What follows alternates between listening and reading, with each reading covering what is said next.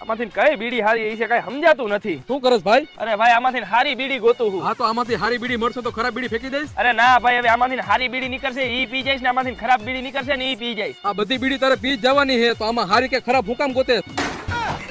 તને આ બીડીની ખબર હે કેમ બને ઈ?